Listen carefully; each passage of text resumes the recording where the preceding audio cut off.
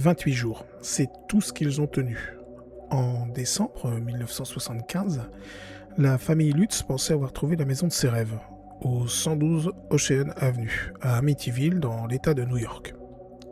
Une grande maison coloniale hollandaise au bord de l'eau, à un prix défiant toute concurrence. Mais le prix était bas pour une bonne raison.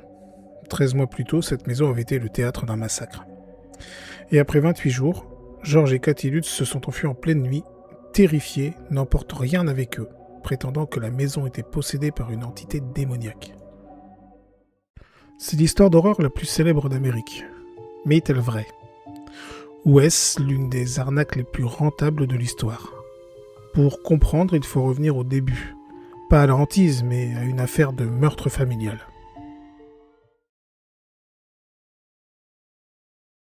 « 13 novembre 1974, bien avant les Lutz.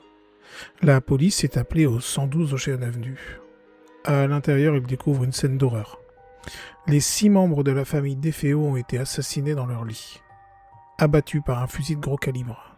Un seul membre de la famille a survécu, Ronald DeFeo. Le tueur est rapidement identifié. C'est le fils aîné, Ronald DeFeo Jr.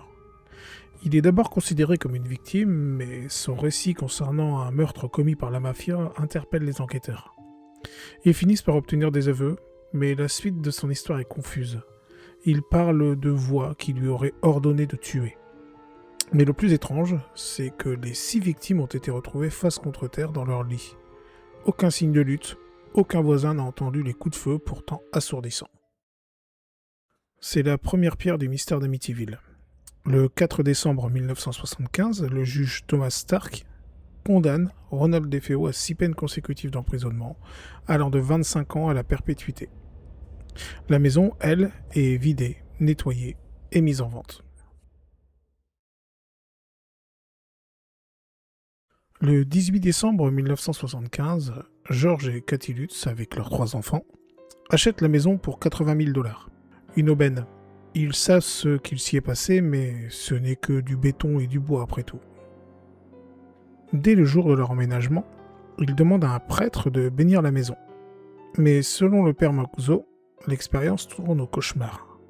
Alors qu'il bénit une chambre à l'étage, l'ancienne chambre des garçons DeFeo, il aurait entendu une voix caverneuse hurler « Dehors! Get out !» Il tombe malade et dit aux Lutz de ne jamais utiliser cette pièce comme chambre. Et c'est là que tout bascule. Les Lutz décrivent 28 jours d'enfer.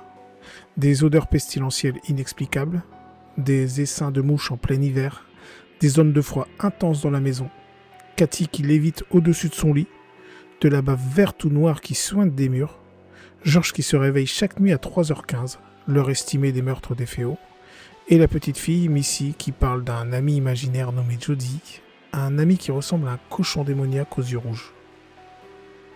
La nuit du 14 janvier 1976, après 28 jours, la famille s'enfuit, laissant tout derrière elle. Ils ne remettront jamais les pieds dans la maison. Mais il y a un élément dans cette affaire qui, pendant des décennies, a fait douter les plus sceptiques. Un élément qui n'a rien à voir avec les Lutz. La fameuse photo du garçon d'Amityville. Après la fuite de la famille Lutz, des enquêteurs paranormaux, dont Ed et Lorraine Warren, sont venus sur place. L'un d'eux, le photographe Jane Campbell, a installé une caméra infrarouge pour documenter la maison vide. C'est cette caméra qui a capturé cette image terrifiante. Le visage d'un enfant, les yeux blancs fixant l'objectif derrière l'escalier. Pendant des années, cette photo a été l'ultime preuve. Comment un enfant aurait-il pu se trouver dans une maison vide sous surveillance ? Les fans d'horreur y ont vu le démon Jody que la petite Missy Lutz décrivait.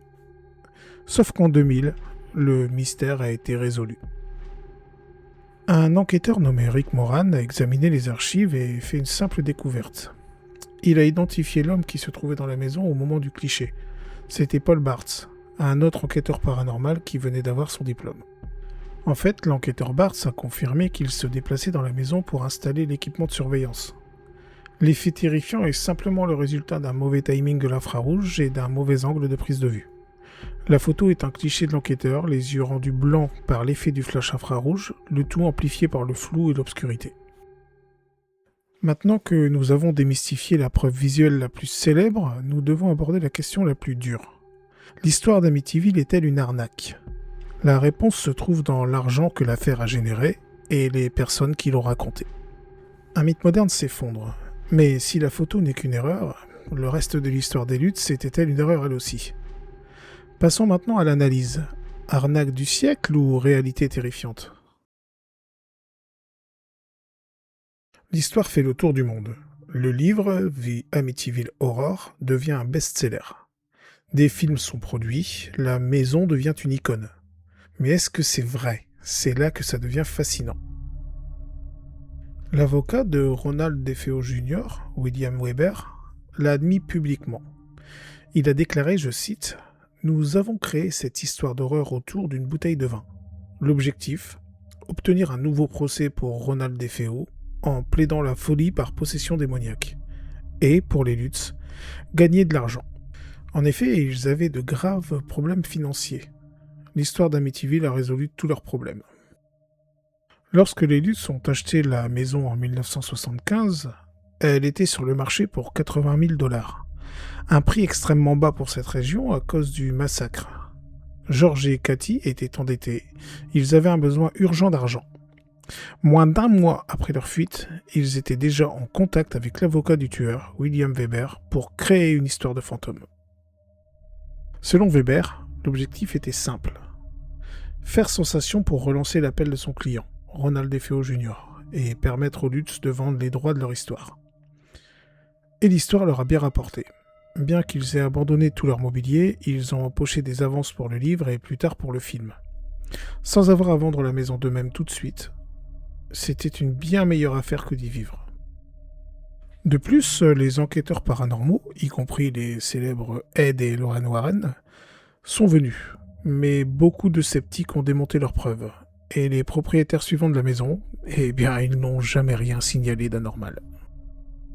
L'histoire des Lutz gagne en crédibilité quand s'y mêlent donc Ed et Lorraine Warren. Le couple, enquêteurs paranormaux devenus célèbres grâce à leurs enquêtes sur Conjuring et Annabelle, les Warren ont visité la maison après la fuite des Lutz et ont déclaré être face à une puissance maléfique. Le problème, c'est que les Warren sont eux-mêmes considérés par beaucoup de critiques et de journalistes comme des charlatans opportunistes. Ils ont fait fortune grâce à leurs enquêtes et aux conférences qui ont suivi. Leur réputation de fraudeurs, qui auraient arrangé certaines de leurs enquêtes, jette une ombre sur toute l'affaire Amityville. Leur validation de la hantise était-elle honnête ou une simple promotion croisée, leur garantissant des royalties pour des décennies ? George et Cathy Lutz ont maintenu leur version des faits jusqu'à leur mort. Ils ont tous les deux réussi des tests au détecteur de mensonges, même si la fiabilité de ces derniers est discutable.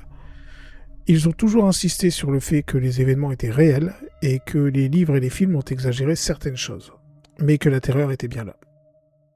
Et il y a le prêtre. Le père Mancuso a toujours confirmé sous serment avoir entendu la voix lui crier « Dehors !». Il a souffert de problèmes de santé inexpliqués après sa visite. Était-il complice de l'arnaque ou sa première victime ? Alors, qui a le plus profité ? Les Lutz avec les droits d'auteur, les Warren avec leur célébrité, ou les propriétaires successifs avec la plus-value immobilière engendrée par cette affaire ? Alors, Amityville, une brillante opération marketing menée par un avocat véreux et une famille endettée, ou le témoignage terrifiant d'un lieu marqué par un mal ancien réveillé par un massacre. Aujourd'hui, le 112 Ocean Avenue existe toujours. Les fenêtres ont été changées, l'adresse a été modifiée pour décourager les curieux, la maison s'est tue. La seule certitude, c'est que quelque chose d'horrible s'est produit dans cette maison en 1974. La question est de savoir si l'horreur est partie un jour. Si ce genre d'histoire vous plaît et que vous voulez d'autres décryptages, dites-le moi dans les commentaires. Je me lance dans ce nouveau format et j'ai déjà quelques idées. Abonnez-vous pour ne pas rater la prochaine. Merci d'avoir regardé cette vidéo. Et moi je vous fais des bisous.